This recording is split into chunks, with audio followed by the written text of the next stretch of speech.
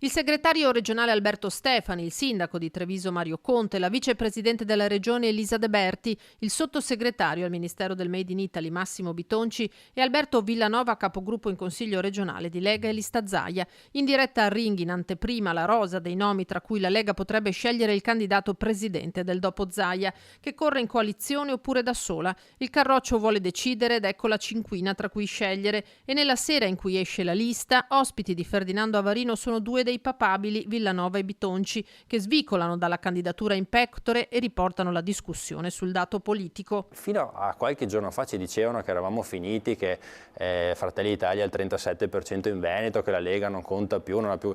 Perché c'è paura di presentare la lista Zaia? C'è paura di quello che può presentare la Lega? Se siamo così ridotti male come continuano a dirci, non ci dovrebbe essere paura di vedere schierata la lista Zaia, no?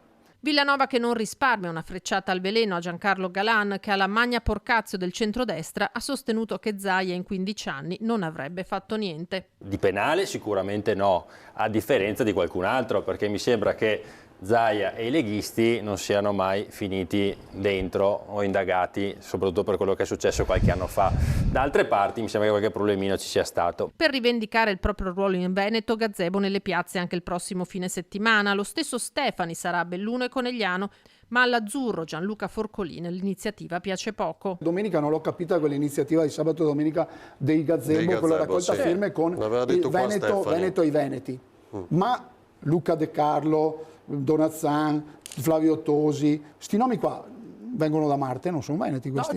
Ma contarsi è una soluzione, dice il sottosegretario Massimo Bitonci. La battaglia delle regionali chiarisce, ha ricompattato la Lega.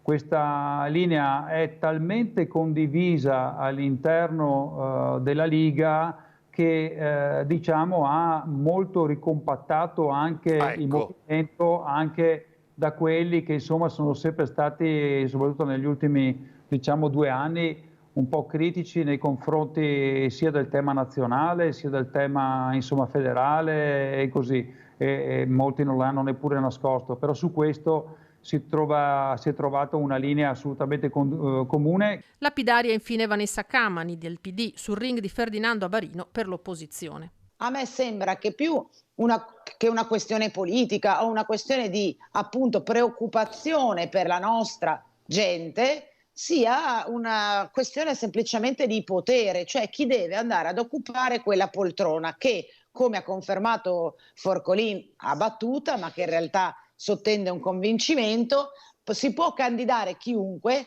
tanto siamo sicuri che quella poltrona tocca a voi.